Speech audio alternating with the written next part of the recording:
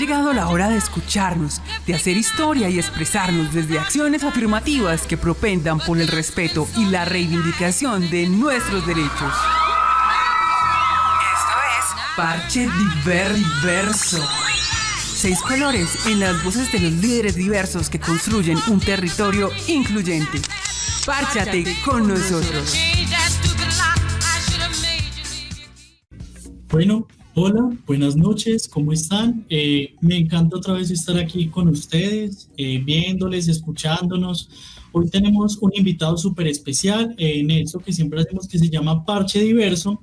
Y bueno, pero antes de ello, quiero presentarles a una personita muy especial que hace parte de la mesa y se nos une hoy también a la locución. Hola Juliana, ¿cómo estás? Hola a todos. Bueno, mi nombre es Juliana. Como David ya lo había dicho, soy parte de la mesa diversa de la Comuna 4 hace poco tiempo y pues muy feliz y muy contenta de estar aquí con este invitado tan especial y con ustedes. Sí, el día de hoy el tema es súper interesante, además de que tiene mucha coherencia con este mes y con muchas situaciones que están pasando en el país, entonces va a estar súper interesante. Sabe que va a estar la caja de comentarios para que nos hablen, entonces vámonos con esto que se llama el tema del día. Y este es el tema del día.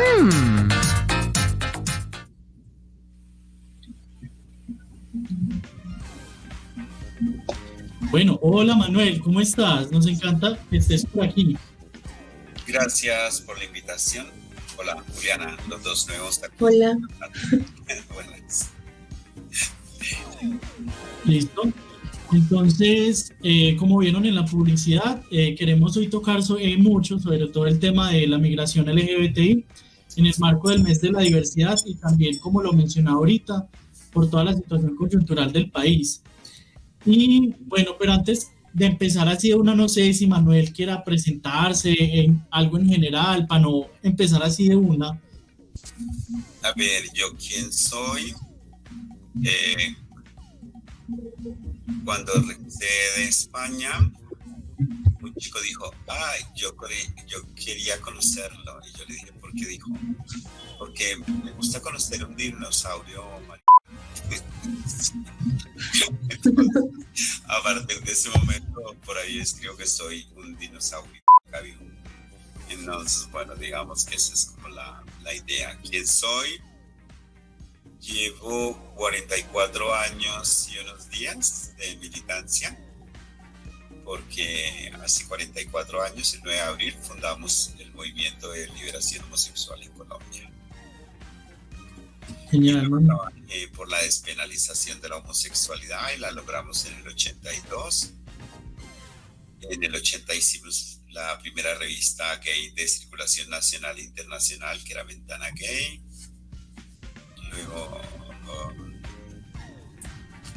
bueno, empecé a hacer performance en el 82 con lo de la despenalización. En el 82 hicimos la primera marcha homosexual de Colombia, que fue en Bogotá, el 30 de junio. Y bueno, me la he pasado estudiando toda la vida. Tengo 13 títulos universitarios, incluyendo 2 doctorados. Ayudé a escribir el primer proyecto de ley de parejas del mismo sexo, que también era el primer proyecto y único en el mundo que ha pedido derechos para las personas bisexuales. No ha habido ningún otro proyecto. Y bueno, fui candidato por el Partido Liberal. Yo no soy liberal, sino que fui candidato porque Vía Córdoba era amiga mía y me dijo, no, tiene que presentarse para sentar un precedente. Y entonces más por eso que por pertenecer al partido.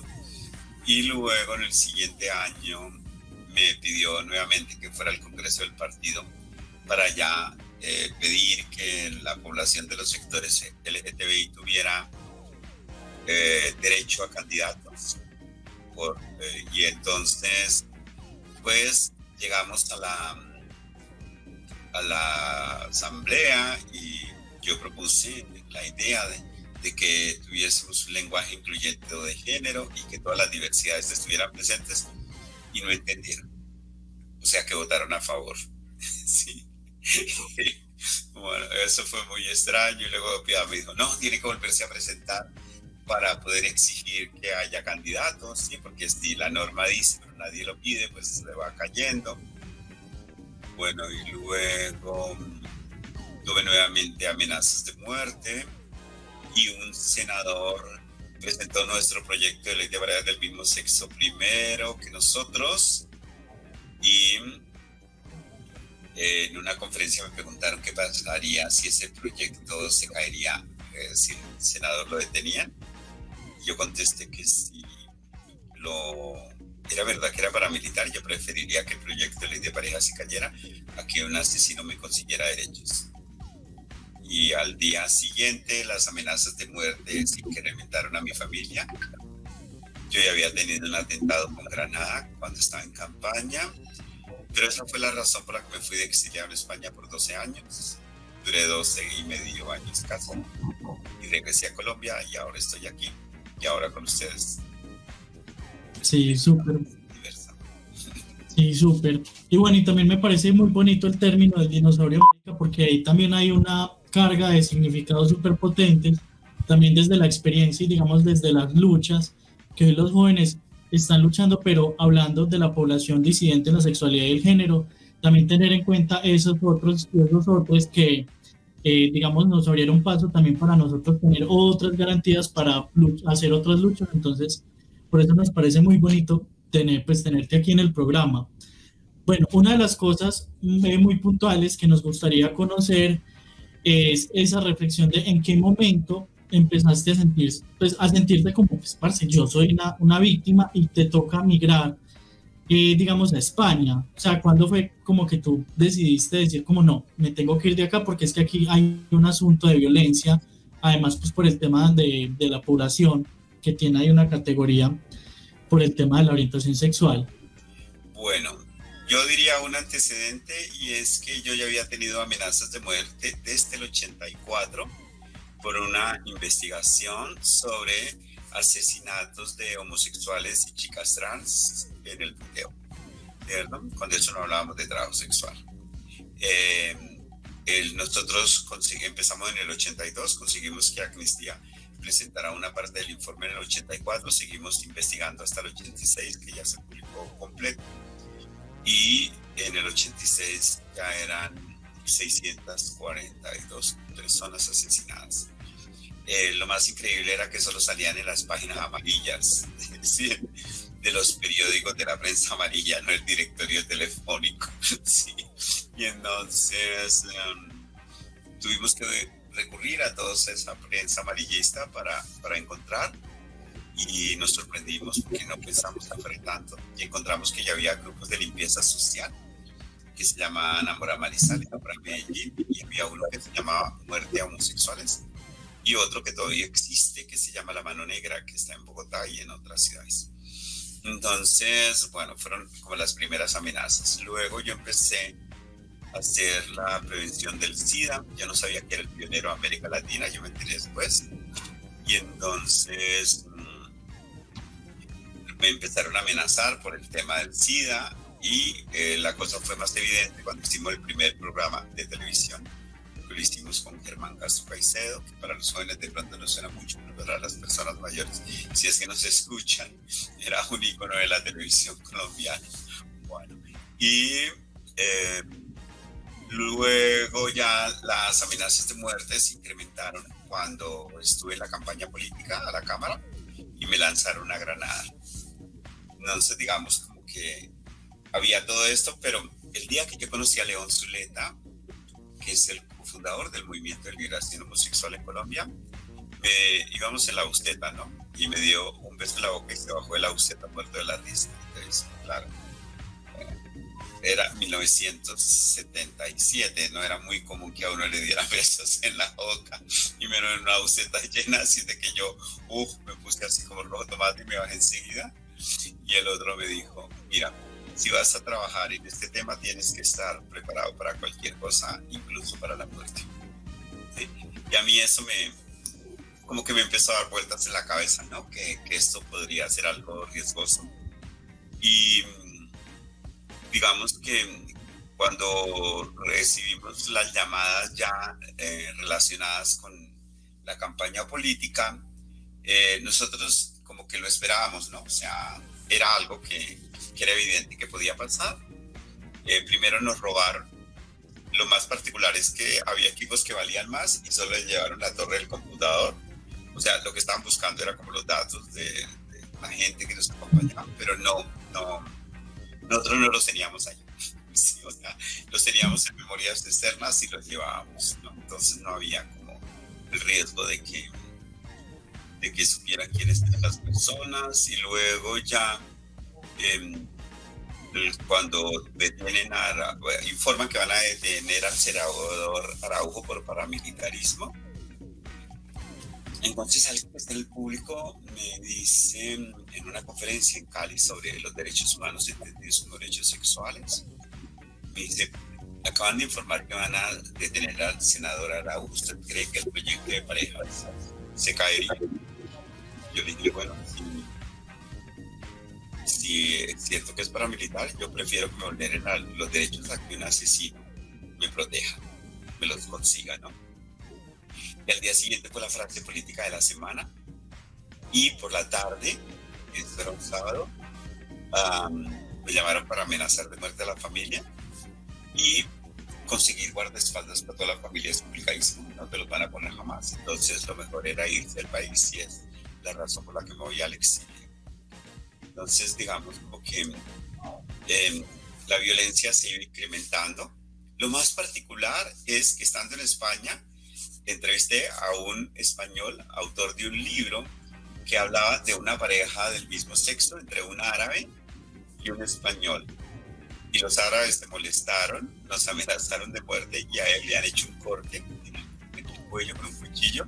Y yo decía, no puede ser verdad que yo venga a otro país para que me amenacen de muerte. Esto es terrible, ¿no? Como que te quedas como, oh, ¿qué pasó aquí? ¿No? Y digamos como que yo aprendí cómo a manejar las amenazas. Entonces, las primeras veces en uno de mis poemas yo digo que uno queda como de piedra, ¿no? O sea, queda ahí una estatua como Juan, digamos, y no se mueve porque ni respiran, a veces se encuentra que está respirando, ¿no? Y luego yo empecé a decirles, oye, mira, si realmente me vas a matar, tienes que tener en cuenta que yo me parezco a mi hermano. No me mates a mi hermano y no te paguen, ¿no? Entonces, ya, la persona nunca volvía a decir nada. Yo escuchaba todo lo que yo decía, ¿no? Hasta que yo colgaba. Y entonces cambió la lógica y era que la gente decía, uy, genial lo que le dijo, ¿no? O sea, no antes, uy, ¿cómo estás? ¿Cómo te sientes? Sí, sino, genial la respuesta. Entonces se cansaron de hacernos amenazas y empezaron a mandarnos sufragios, ¿no? Entonces, ya yo les decía, ay, mira, te voy a pedir un favor, ¿no será que me puedes mandar otros sufragios? Es que ya me están llegando repetidos, ¿sí? Entonces, hay unos divinos, yo los vi en tal lugar, allá los podrías comprar. Y luego salieron que la gente compraba un árbol por el muerto, ¿no? Y entonces los sembraban en las avenidas de Bogotá. Y entonces yo empecé a pedirles árboles. Bueno, se cansaron de mandarme sufragios y empezaron a mandar coronas fúnebres. Entonces la primera las echamos a la basura y luego yo me quedé pensando, ay, las flores no tienen la culpa, ¿no? Entonces empezamos a cortar los oasis en donde venían las flores y hacíamos adornos para la fundación, ¿sí? Y entonces siempre llaman después y le mandamos un detallito, ¿sí? Yo, sí, nos llegó, ay, muchísimas gracias, mira, ¿no será que me pueden mandar orquídeas? Es que los claveles son muy feos, ¿no? Entonces, como que se mamaron también y no nos dejaron de mandar coronas y se calmaron por un tiempo, ¿no? Y luego ya con lo de la campaña, pues nos mandaron una granada que era un detalle un poco más ruidoso, que nos dañó todos los vidrios. Y hay una anécdota muy particular que es como una manera de mostrar cómo muevo yo las cosas, ¿no? Y es que el vecino me grita desde la calle, por su culpa nos rompieron los vidrios. Y entonces yo le dije, bueno señor, yo le voy a pedir el favor que me respete, mi mamá nunca ejerció el trabajo sexual, si fuera así yo le daría las gracias y me parecería un acto muy loable de una madre que decide sacrificar su cuerpo y su vida porque sus hijos estén bien. y yo le voy a pedir que por favor guarde las distancias conmigo. Usted no es mi amigo, usted no me puede venir a decir, por favor, cuando se dirija a mí me dice, don Marica. Muy genial, ¿no? Respuestas muy inteligentes y bueno, y también tenaz, aunque también uno entendiendo todo el contexto de la época, Sí. es muy fuerte todo eso pues, que había pasado allí. Ok, a mí me gustaría entrar como a preguntar un poco, cuando llegas a España, ¿qué sucede con el activismo? ¿Qué haces a partir de ahí en ese país, en ese contexto? ¿Cómo te desenvuelves? Bueno, yo llegué y tenía que presentar mi caso de asilo antes de un mes, porque eso dice la legislación, ¿no? Entonces, bueno, yo llego a San Sebastián, el País Vasco. Yo llego de una vez y me matriculo en una universidad y empiezo un doctorado. Y tengo que viajar a San Sebastián, que es a 1 hora. Y ellos me dicen que consideran que es bueno que pida apoyo de una organización LGBT, ¿no? Entonces empezamos a trabajar el caso y en el tercer viaje yo ya tengo los datos de la organización en San Sebastián. Y voy a hablar con ellos y ellos me dicen que claro, que sí, que me pueden ayudar. Y al día siguiente yo voy a la asociación y encuentro que ha puesto un cartel pidiendo ropa y comida para mí. Entonces yo como que, no, mira, yo tengo mi ropita y puedo comprar la comida, pero yo lo que quiero es como apoyo emocional y que ustedes acompañen mi caso y que conozcan un poco sobre mí, porque es bueno tener la aval de una organización local, ¿no? Bueno, entonces los otros están así como, ¿no? O sea, como muy raro, pero bueno, era una organización rarísima para nosotros, pero para ellos no. Entonces tenía el grupo de ópera, el grupo que visitaba las galerías de arte, montañismo, el coro, el grupo de SIDA, el grupo lésbico, el grupo trans, el grupo gay, ¿no? Y entonces yo decido ir al montañismo como para integrarme y me doy cuenta que le tengo pánico a las alturas y me querían matar porque bajé la montaña sentado porque me daba miedo rodarme y había leído que en esa misma montaña se había matado a alguien. Y entonces como que yo dije, no vuelvo a ir porque se me va a pegar el culo de tanto rodar. Y entonces ya dije, no, me voy a integrar de otra manera, ¿no? Y entonces fui al coro. Era súper particular porque yo en la escuela de teatro siempre le daba gracias a la vida porque era el último que tenía que cantar y es que me matriculó en un coro, ¿no? Entonces, a mí me da como cosa cantar. De todas maneras no lo hago tan terrible, pero no como para estar en un coro. Y entonces yo dije, no, mira, yo tengo experiencia de trabajo en SIDA, y entonces era el grupo de SIDA. Y bueno, ahí como que ya me pude integrar un poco y terminé siendo amigo de las lesbianas, eran las que más me paraban bolas. Luego me dicen, no, para que ahorres dinero tienes que pasar el caso a San Sebastián, sería mejor. La Cruz Roja va a empezar un proyecto en tu ciudad, ya hacemos los contactos con ellos.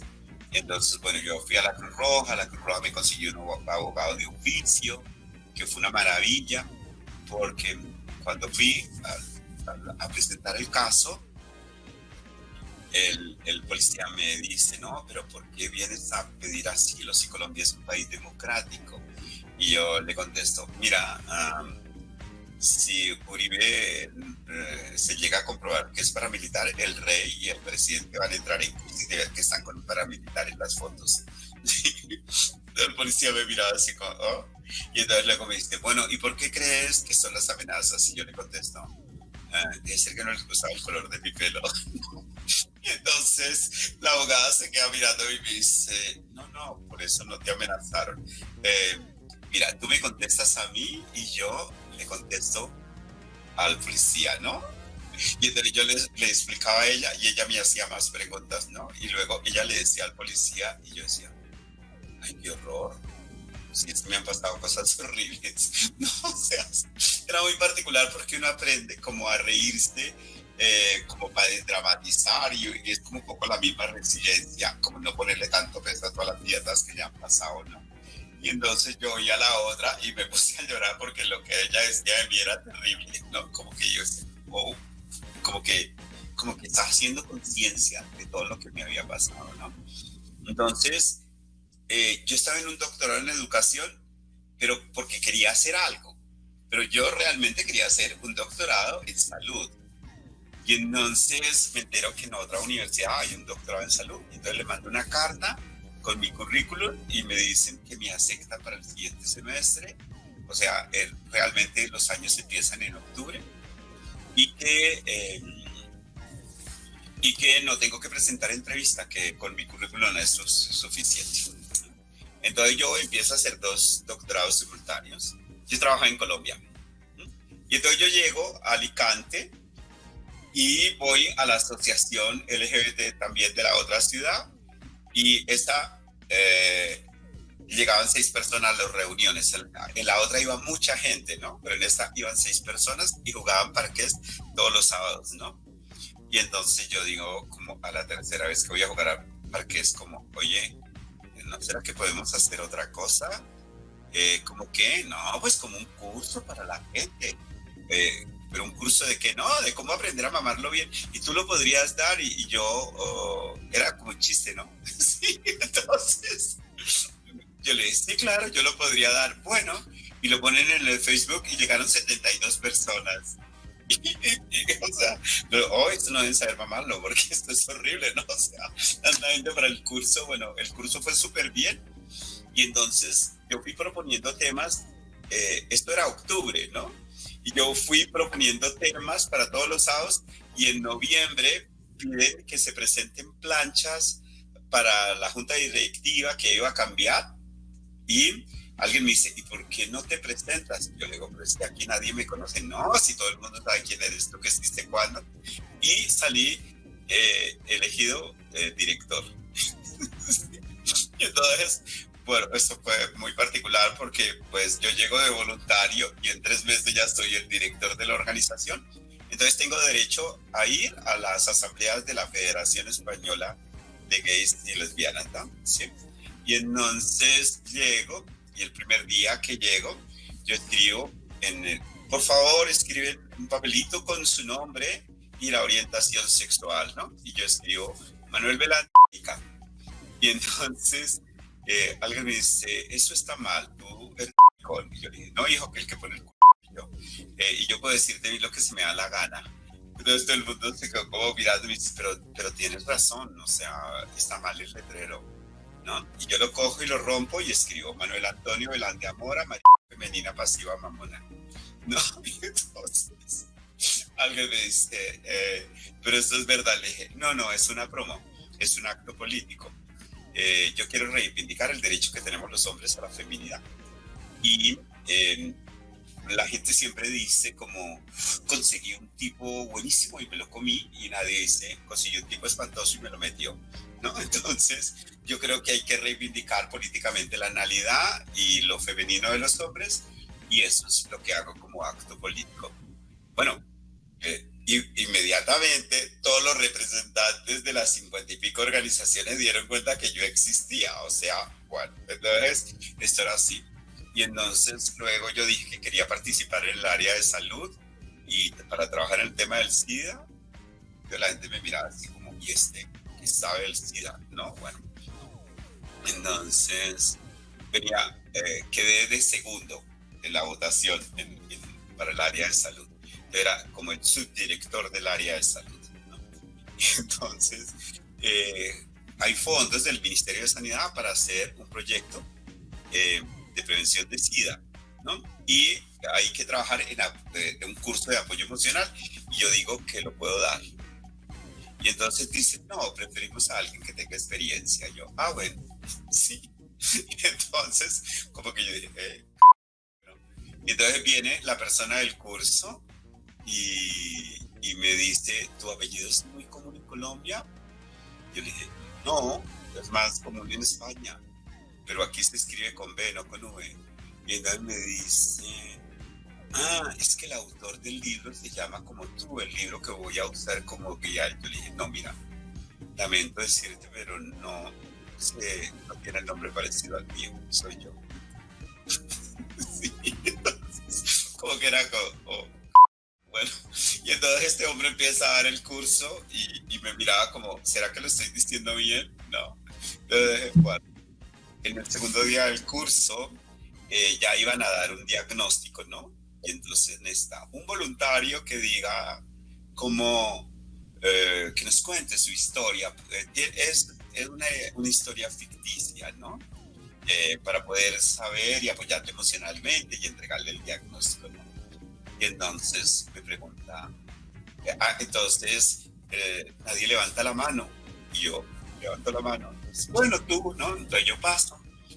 Y me dice, bueno, ¿y tú por qué crees que estás infectado? No, es que mi pareja murió hace poco, yo no sabía que él tenía relaciones por fuera, él se enfermó rápidamente y yo empiezo a llorar, ¿no? Y entonces el otro dice, ay, lo siento, que me siento mal que estés tan afectado, que sí sé cuándo. Y entonces yo paro de llorar y digo, no, es para que el caso sea real, ¿no? Y sigo llorando. Me salió toda la formación de la escuela de teatro. Entonces todo el mundo estaba llorando ahí a moco tendido, escuchándome, y la gente decía, como, este es un sí, o sea, porque era como, pero era para, realmente era como para, no era por joder, era para que el caso se oyera real, ¿no? O sea, porque la gente llora a uno cuando se consulta a veces. Bueno, entonces, el cuento más increíble de esa reunión es que la persona que ahora es muy amiga mía me dice, si alguien tiene alguna pregunta, puede ser íntima, me la puede hacer, no hay ningún problema. Entonces salimos al segundo refrigerio y yo voy detrás y me quedo mirándolo y lo alcanzo y le digo, ¿te puedo preguntar cualquier cosa? Y digo, sí.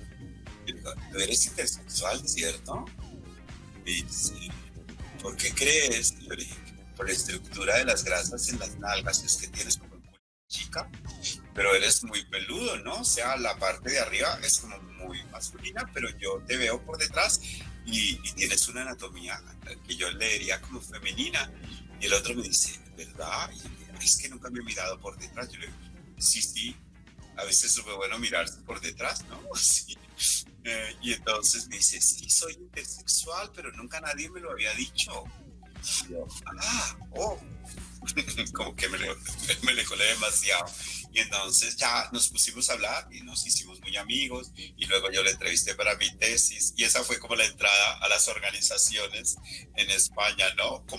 Como siendo subversiva, como digo yo, un subversivo del SIDA y maricón, ¿no? O sea, porque ellos querían que yo fuera maricón y yo pues no tenía ningún interés en esto, ¿no? Porque me parece muy político reivindicar, digamos, la feminidad de nosotros. Sí, súper genial. Bueno, Manuel, por aquí quería como saludar a las personas que están viendo. Por aquí Luisa está conectada. Carlos Gutiérrez te manda saludos desde Villavicencio. Por aquí dando un saludo como a las personas que están conectadas. Vamos a hacerte una última pregunta antes de pasar a la sección de recuerdos en rosa, que nuestra querida Juli, hay algo pues que quieres saber, que tiene que ver mucho pues con cosas más recientes de tu vida. No tengo... Ok, perdón, me gustaría saber entonces, ¿qué te hace querer volver a Colombia? ¿Y qué significa para ti el volver? El estar aquí en este espacio, reencontrándote con muchas cosas que dejaste, por decirlo así, antes. Bueno, fueron como varias cosas. Yo tuve la suerte que mi familia me visitaran algunos a España, y todo tuvo que ver con un proyecto fotográfico que yo hice que se llamaba Los Selfies de Mino Yo. Entonces aprendí las poses de las actrices de finales de los 50 y principios de los 60, y entonces yo estaba en las reuniones así. Entonces tomaba todas las poses y la gente empezó a decirme, ay, ¿cómo estás bien femenino, Manuel? Estás muy femenino, que sí sé cuándo, ¿no? Entonces cuando yo estaba tan femenino,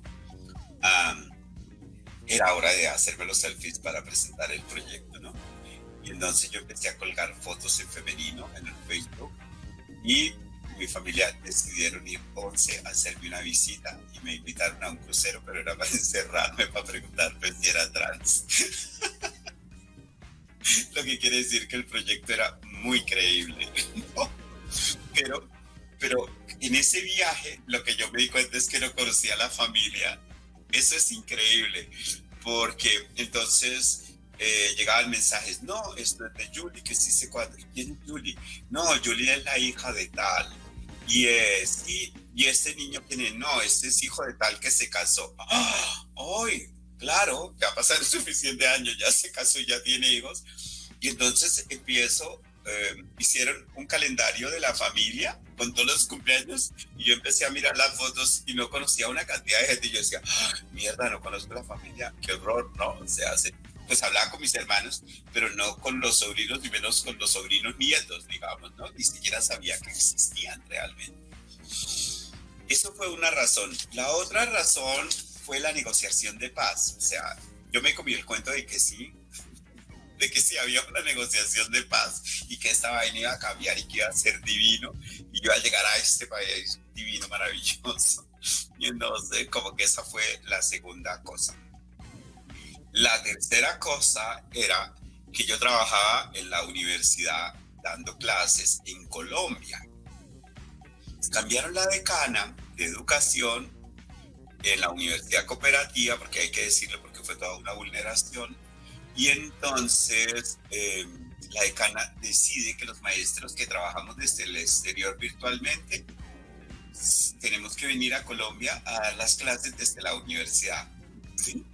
Y entonces, pues era una maestra de la Sorbona, ¿sí?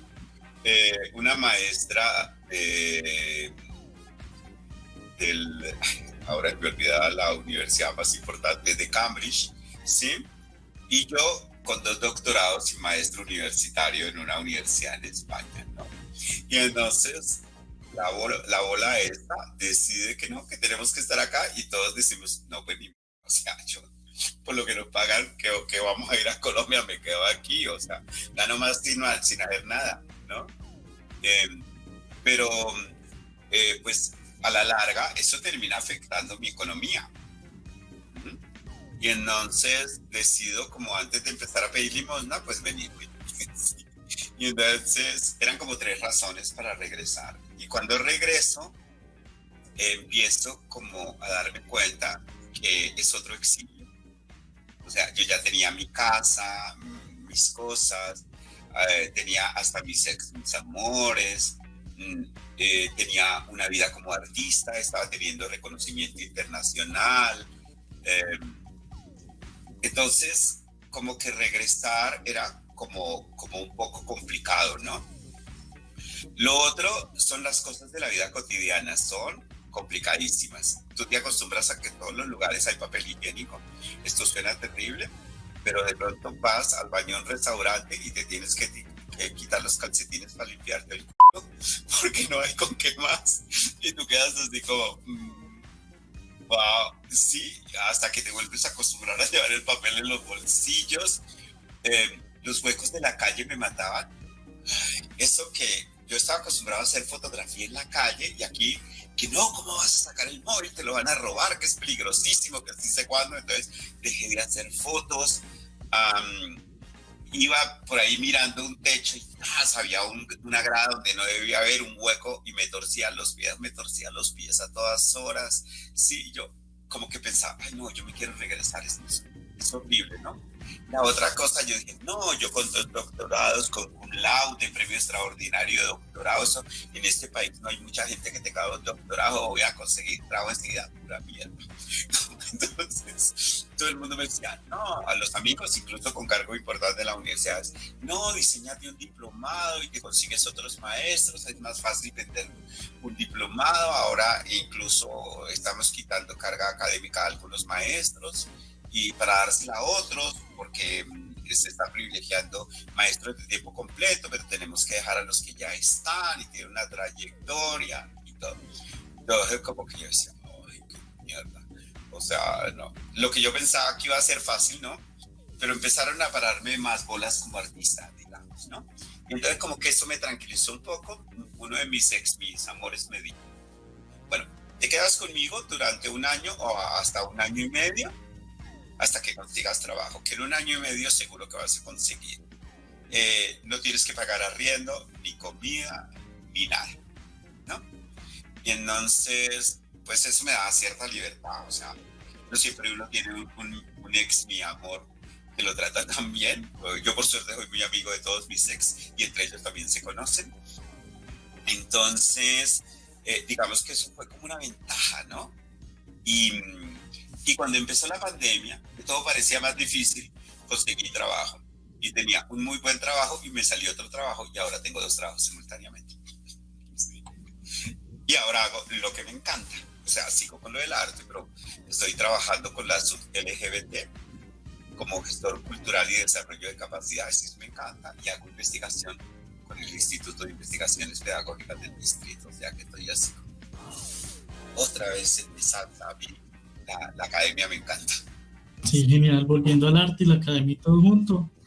Y bueno, me parece muy genial toda esta historia, y además yo creo que también el haber, digamos, estado en España y regresado a Colombia, por lo que mencionas también de esas reflexiones de ver cómo esas distintas realidades y contextos que hay. Bueno, ahora vamos a pasar a una sección que se llama Recuerdos en Rosa, donde siempre recordamos personas que le han aportado mucho a esta sociedad en temas de diversidad sexual y de género. Recuerdos en Rosa.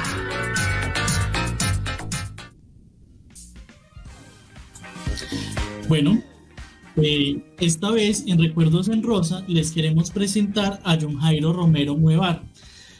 John Jairo Romero Muevar es una persona que nació, espere, yo miro aquí el año. Listo. Él nació en 1963, actualmente sigue con vida. Es una persona que se reconoce desde pequeño como una persona homosexual y empieza a querer hacer activismo alrededor de ello, pero se empieza a dar cuenta también todas las violencias y los conflictos que hay alrededor de esto, y también decide emigrar a España, en donde encuentra un lugar para empezar a hacer reflexiones.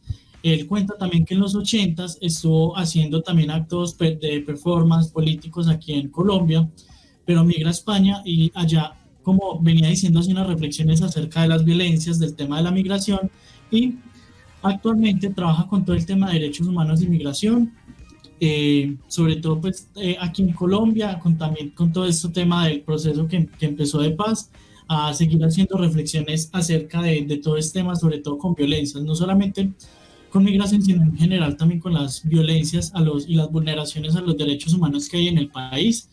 Entonces es como el personaje que queríamos traer, que tiene relación mucho con lo que hemos estado hablando, que es el tema de las violencias y las migraciones. Y ahora podemos pasar a una sesión que es la que normalmente más le gusta a muchos de los que son locutores aquí en este programa, que se llama Usted no sabe quién soy yo. Hey, Parche, tú no sabes quién soy yo. Tienes toda mi atención, hija.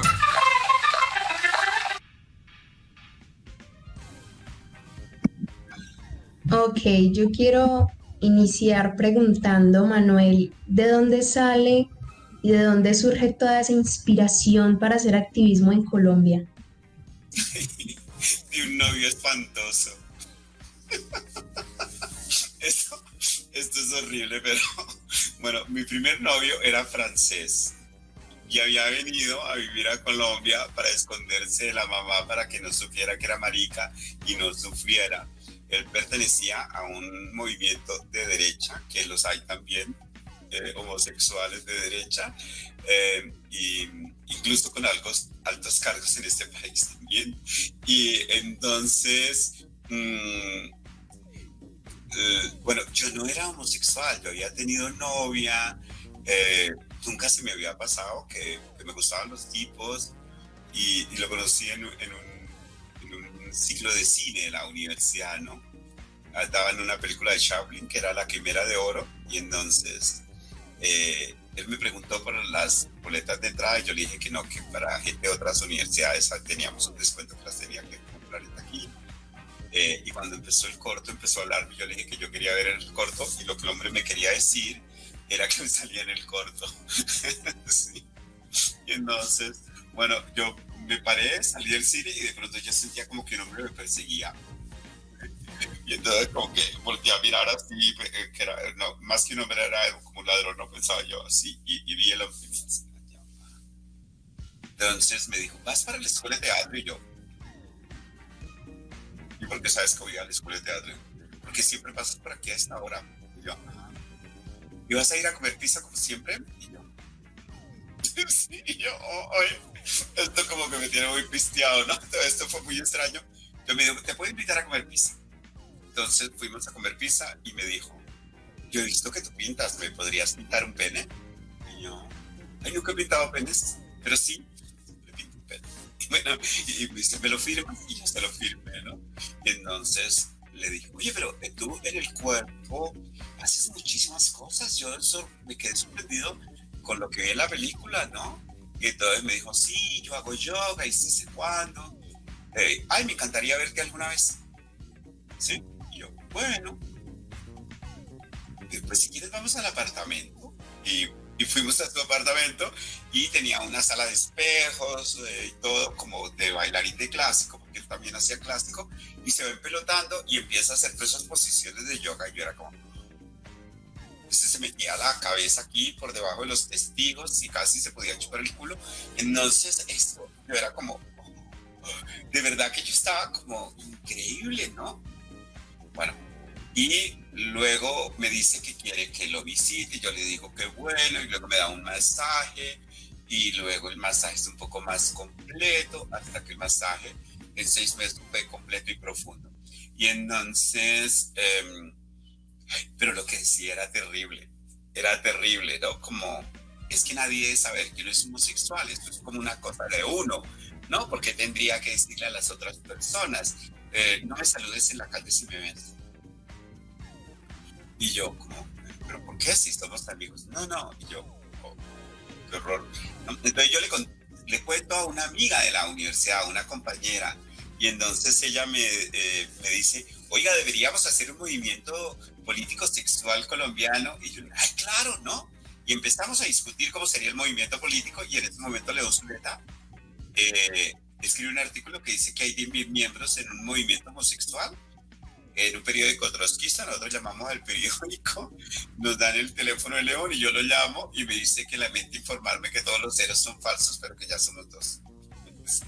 Y así empiezo mi trabajo por un novio, muy buena persona, muy lindo, pero con cerebro de derecha.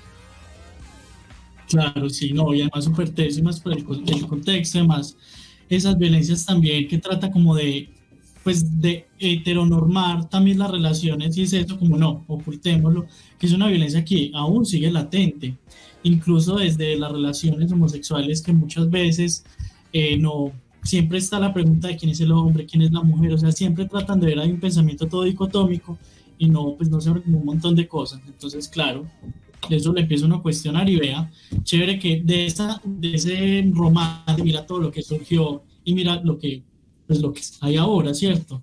Desde el 83 creo que fue la primera marcha que se hizo en Bogotá. Bueno, yo también quería preguntarte algo. He visto que todo el programa has mencionado mucho el tema del arte. ¿Cuándo empieza pues ese interés por el arte? Y también pues, has mencionado el canto, la pintura, el teatro. ¿Cuál es el que más te gusta? Pues bueno, sí, quiero comentar un poco de eso. Yo me defino como un artivista queer multidisciplinar, ¿sí? Porque, bueno, cuando yo estaba estudiando en la uni, yo tuve un tiempo en que hacía a la vez carreras de filosofía, sociología y teatro en la noche. O sea, yo me la pasaba todo el día en clase, ¿sí?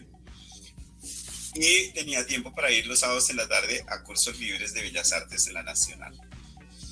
Entonces vi como color, teoría del color. La otra cosa es que mi familia tenía una industria, o tienen una industria de ropa exterior femenina, de trajes de novia y de cóctel. Y yo empecé como a diseñar colecciones y cosas así, y terminé haciendo vestuario en televisión. Trabajé con Hernán Zahar, en La Vorágine, en otros programas importantes. Pero luego, como mi familia no me pagaba bien, me fui a trabajar a la competencia. Sí, y me pagaban el triple. Sí. Los de mi casa pensaron que cuando yo dije que me iba a ir era por tomar el pelo, pero es que de verdad en la casa no le pagan a uno lo que se merece. Entonces, cuando llego a España, ¿sí? Pues yo estudié en la escuela de teatro, soy actor profesional, digamos. Y yo empecé a hacer performance, pero yo no sabía que eso se llamaba performance, realmente, ¿no? Entonces, mi primer performance era cuando cambiamos la ley de que ya no éramos delincuentes y llegaba la policía a los bares. Jaime Galindo y yo, un amiguito, que no éramos novios, pero éramos muy amigos, nos parábamos a bailar y nos dábamos besos en la boca. Y todos los policías nos caían y nosotros les decíamos, no, la homosexualidad no es delito en Colombia, el Código Penal. Entonces los policías no habían si le estábamos mamando gallo, era en serio, ¿no? Pero ya no nos detenían, ¿no? Luego sale, un día íbamos por la calle de la mano y entonces una chica dijo, son m***as. Pero ella venía con una amiga de la mano y yo le dije, ay, ¿ustedes son lesbianas? Y se soltaron de una vez. No, entonces yo le dije a Jaime como que eso fue genial porque no estaba planeado ni nada, ¿no?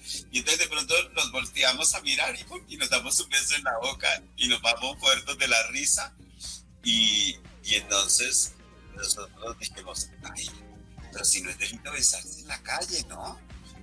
Vamos a salir a besarnos en la calle y empezamos a ir al correo aéreo, que era donde se reunían muchos gays, y a la 19 con séptima, que era el cruce de las dos avenidas más importantes. Íbamos 2 veces a la semana, al mediodía y a las 6 de la tarde a darnos besos en la boca.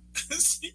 Entonces, pero lo que nos llamaba la atención era que los primeros que se daban cuenta eran los sí, o sea, los heterosexuales no nos miraban. Entonces nosotros decíamos, ¿será mucha endodiscriminación o qué? O sea, porque todos los que se dan cuenta que nos estamos besando son gays.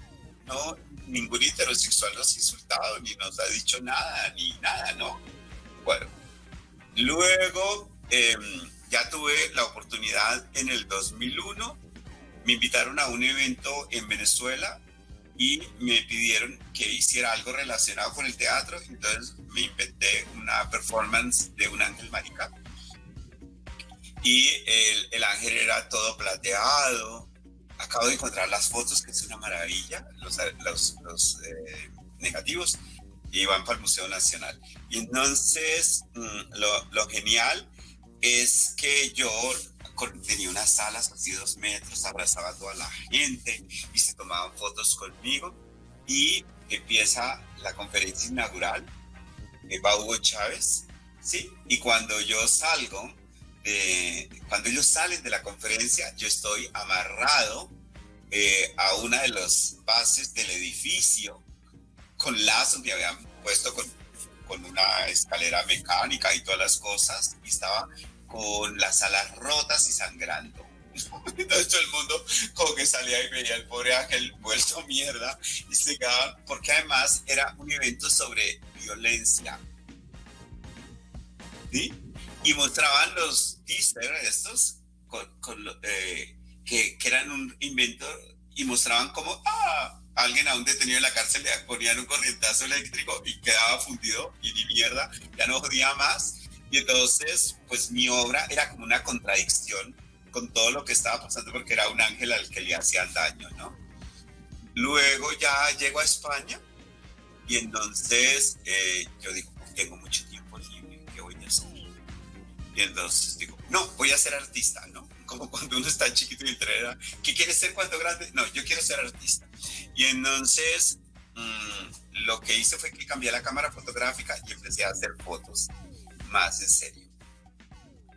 Cuando cambié al otro doctorado y fui a Alicante, el Instituto Alicantino de Cultura tenía cursos de grabado.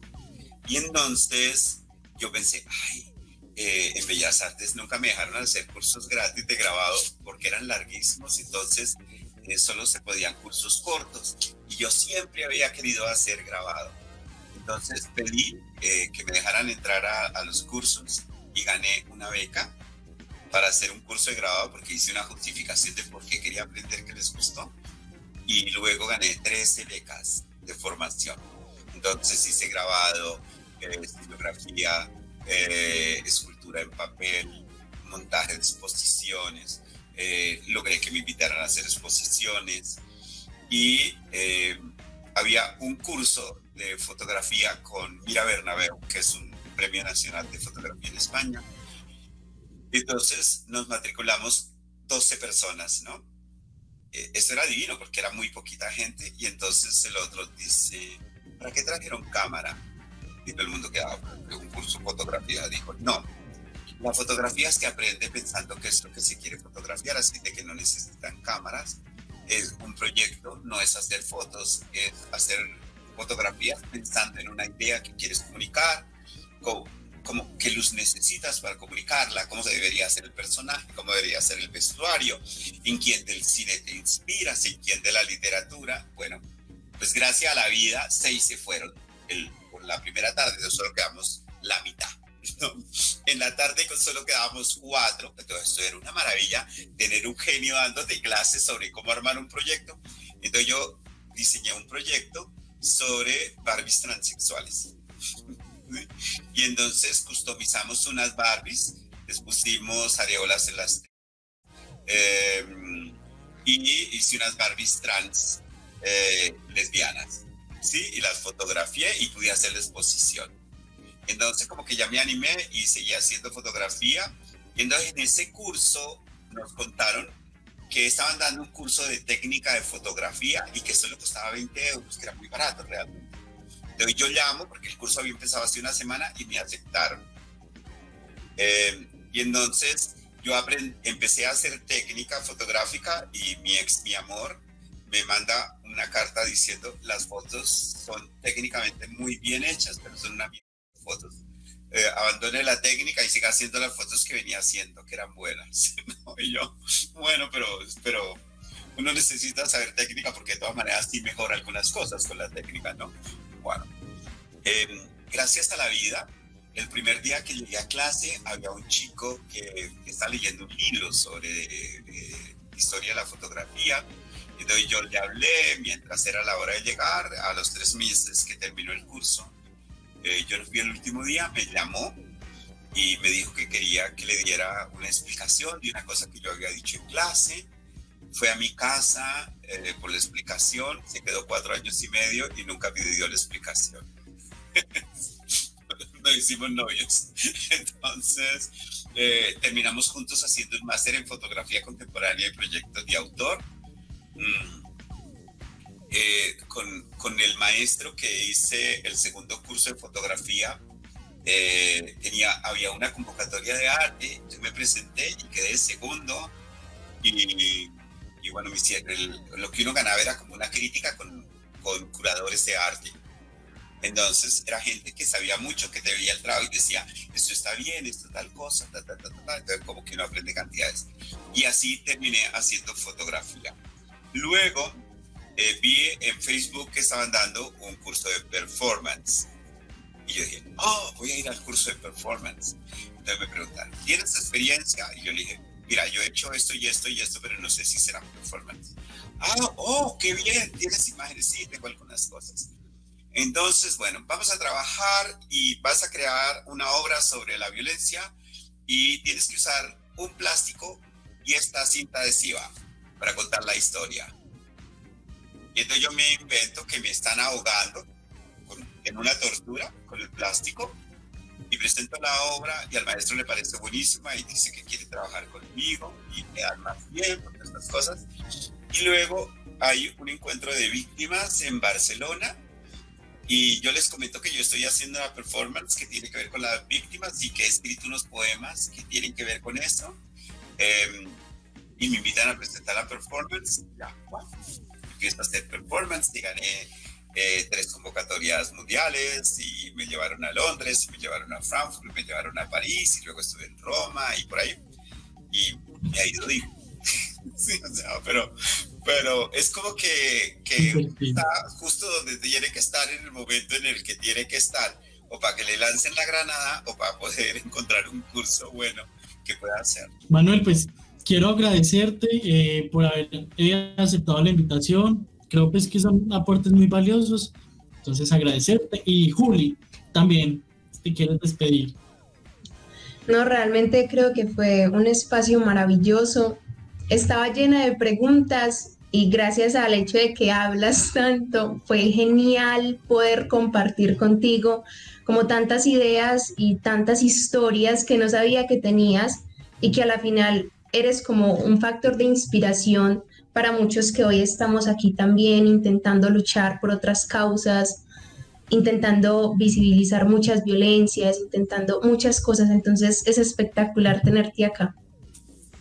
Muchísimas gracias, muchísimas gracias. Entonces, estoy feliz que me hayan escogido, que publiquen mis poemas y mis fotografías, y he hecho un libro bellísimo porque yo además lo diseñé. Oye, estoy cansado pero feliz. Dale, me alegra mucho y bueno, qué bueno despedirnos con esta alegría. Entonces, bueno, nos vemos en otro programa de esto que se llama Parche Diverso.